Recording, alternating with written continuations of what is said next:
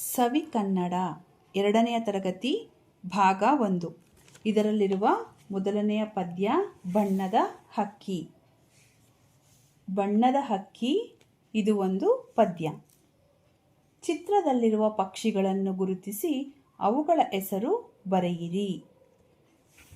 ಮೊದಲನೆಯ ಚಿತ್ರ ಗಿಳಿ, ಎರಡನೆಯ ಚಿತ್ರ ಹುಂಜ, ಮೂರನೆಯ ಚಿತ್ರ ನವಿಲು, ನಾಲ್ಕನೆಯ ಚಿತ್ರ ಕಾಗೆ, ಐದನೆಯ ಚಿತ್ರ ಪಾರಿವಾಳ, ಆರನೆಯ ಚಿತ್ರ ಗುಬ್ಬಚ್ಚಿ.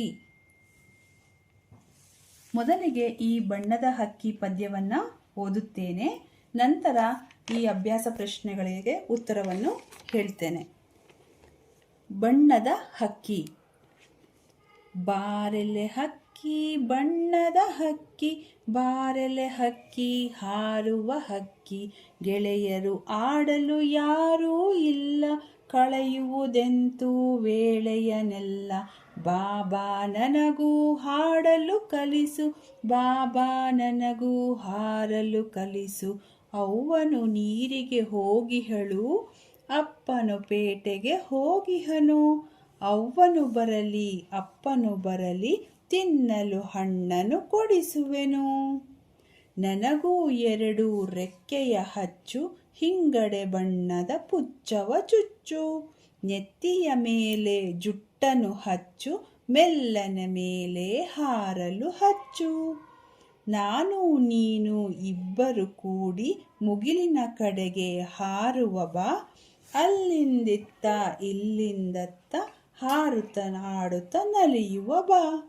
ಈ ಪದ್ಯವನ್ನು ಬರೆದವರು ಸೀಫಾ ಕಟ್ಟಿಮನಿ. ಬಣ್ಣದ ಹಕ್ಕಿ ಈ ಪದ್ಯದ ಸಾರಾಂಶವೆಂದರೆ, ಈ ಪದ್ಯದಲ್ಲಿ ಒಬ್ಬಳು ಹುಡುಗಿ ಹಕ್ಕಿಯ ಜೊತೆ ಯಾವ ರೀತಿ ಮಾತಾಡ್ತಾ ಇದ್ದಾಳೆ ಎಂದು ಈ ಪದ್ಯದಲ್ಲಿ ನೋಡಬಹುದು. ಆ ಪುಟ್ಟ ಹುಡುಗಿ ಬಣ್ಣದ ಹಕ್ಕಿಯನ್ನು ತನ್ನ ಹತ್ತಿರ ಕರೆಯುತ್ತಿದ್ದಾಳೆ. ಓ ಬಣ್ಣದ ಹಕ್ಕಿಯೇ, ಹಾರುವ ಹಕ್ಕಿಯೇ, ನನ್ನ ಹತ್ತಿರ ಬಾ, ನನ್ನ ಜೊತೆ ಆಟ ಆಡುವುದಕ್ಕೆ ಯಾರೂ ಗೆಳೆಯರೂ ಇಲ್ಲ, ಸಮಯವನ್ನು ಕಳೆಯೋದು ತುಂಬ ಕಷ್ಟ ಆಗ್ತಿದೆ, ನೀನು ನನ್ನ ಹತ್ತಿರ ಬಾ. ಓ ಸುಂದರವಾದ ಪಕ್ಷಿಯೇ, ನನಗೂ ಕೂಡ ನಿನ್ನ ಹಾಗೆ ಹಾಡಲು ಕಲಿಸು, ನಿನ್ನ ಹಾಗೆ ಹಾರಲು ಹೇಳ್ಕೊಡ್ತೀಯಾ ಎಂದು ಪಕ್ಷಿಯ ಜೊತೆ ಕೇಳ್ಕೊಳ್ತಾ ಇದ್ದಾಳೆ. ಅಮ್ಮ ನೀರಿಗೆ ಹೋಗಿದ್ದಾರೆ, ಅಪ್ಪನೂ ಪೇಟೆಗೆ ಹೋಗಿದ್ದಾರೆ, ಅವರಿಬ್ಬರು ಮನೆಗೆ ಬಂದ ಮೇಲೆ ನಿನಗೆ ತಿನ್ನೋದಕ್ಕೆ ಹಣ್ಣನ್ನು ಕೊಡಿಸ್ತೀನಿ ಎಂದು ಆ ಪುಟ್ಟ ಹುಡುಗಿ ಹಕ್ಕಿಗೆ ಹೇಳ್ತಾ ಇದ್ದಾಳೆ. ನನಗೂ ಕೂಡ ನಿನ್ನ ಹಾಗೆ 2 ರೆಕ್ಕೆಯನ್ನು ಸೇರಿಸು, ನನಗೂ ಕೂಡ ಬಣ್ಣದ ಪುಕ್ಕವನ್ನು ಹಿಂದಕ್ಕೆ ಚುಚ್ಚು, ಮತ್ತು ನೆತ್ತಿಯ ಮೇಲೆ ಅಂದರೆ ತಲೆಯ ಮಧ್ಯಭಾಗದಲ್ಲಿ ಜುಟ್ಟನ್ನು ಹಚ್ಚು ಎಂದು ಹೇಳ್ತಾ ಇದ್ದಾಳೆ. ಮೆಲ್ಲನೆ ಮೇಲೆ ಹಾರಲು ಹೇಳಿಕೊಡು ಎಂದು ಆ ಹುಡುಗಿ ಹಕ್ಕಿ ಹತ್ತಿರ ಕೇಳ್ಕೊತಾ ಇದ್ದಾಳೆ. ನಾನು ನೀನು ಇಬ್ಬರೂ ಜೊತೆ ಸೇರಿ ಆಕಾಶದೆತ್ತರಕ್ಕೆ ಹಾರೋಣ ಬಾ, ಆ ಕಡೆ ಈ ಕಡೆ ಹಾಡುತ್ತಾ ಹಾರುತ್ತಾ ನಲಿಯುವ ಬಾ ಎಂದು ಆ ಪುಟ್ಟ ಹುಡುಗಿ ಬಣ್ಣದ ಹಕ್ಕಿಯ ಹತ್ತಿರ ಕೇಳ್ಕೊತಾ ಇದ್ದಾಳೆ. ಈ ಬಣ್ಣದ ಹಕ್ಕಿ ಪದ್ಯದ ಅಭ್ಯಾಸ ಪ್ರಶ್ನೆಗಳು. ಮೊದಲಿಗೆ ಕೇಳಿದ ಪದಗಳು ಇವುಗಳನ್ನು ಗಟ್ಟಿಯಾಗಿ ಓದಿರಿ. ಹಕ್ಕಿ, ಅವ್ವ, ಅಪ್ಪ, ಹಣ್ಣು, ರೆಕ್ಕೆ, ವೇಳೆ, ನೆತ್ತಿ, ಹಾರುವ, ಪುಚ್ಚವ, ಹಾಡಲು, ಇಬ್ಬರು, ಹೋಗಿಹಳು, ಹೋಗಿಹನು, ಅಲ್ಲಿಂದಿತ್ತ ಇಲ್ಲಿಂದತ್ತ, ಮುಗಿಲಿನ, ನಲಿಯುವ. ಆ ಪದಗಳ ಅರ್ಥ. ಈ ಪದ್ಯದಲ್ಲಿ ಬರುವಂತಹ ಹೊಸ ಪದಗಳ ಅರ್ಥ. ವೇಳೆ ಅಂದರೆ ಕಾಲ, ಸಮಯ. ಹಚ್ಚು ಅಂದರೆ ಸೇರಿಸು, ಅಂಟಿಸು. ಪುಚ್ಚ ಅಂದರೆ ಹಕ್ಕಿಯ ಗರಿ ಅಥವಾ ಪುಕ್ಕ. ನೆತ್ತಿ ತಲೆಯ ಮಧ್ಯಭಾಗ. ಹಿಂಗಡೆ ಅಂದರೆ ಹಿಂದೆ. ಅಭ್ಯಾಸ ಪ್ರಶ್ನೆಗಳು. ಆ ಪದ್ಯದ ಮುಂದಿನ ಸಾಲುಗಳನ್ನು ಹೇಳಿ. ಗೆಳೆಯರು ಹಾಡಲು ಯಾರೂ ಇಲ್ಲ, ಕಳೆಯುವುದೆಂತೂ ವೇಳೆಯನೆಲ್ಲ. 2. ಅವ್ವನು ಬರಲಿ ಅಪ್ಪನು ಬರಲಿ, ತಿನ್ನಲು ಹಣ್ಣನ್ನು ಕೊಡಿಸುವೆನು. 3.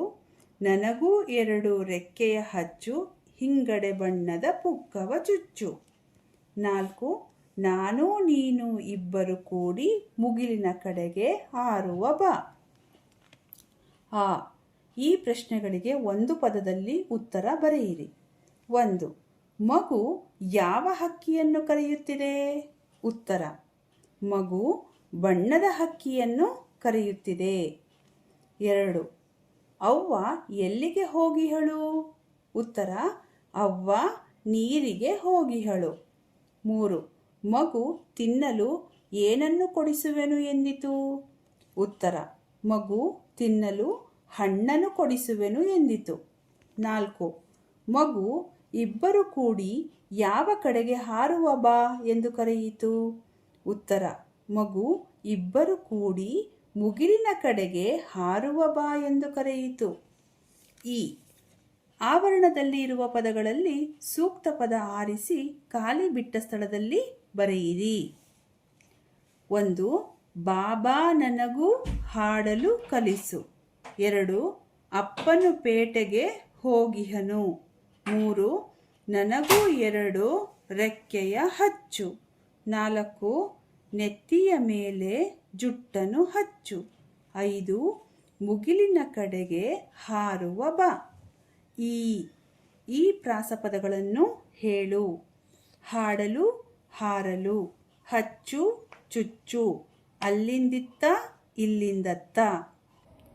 ಈ ವಿಡಿಯೋ ಇಷ್ಟವಾದಲ್ಲಿ ಲೈಕ್ ಮಾಡಿ, ಶೇರ್ ಮಾಡಿ, ಸಬ್ಸ್ಕ್ರೈಬ್ ಆಗಿ. ಧನ್ಯವಾದಗಳು.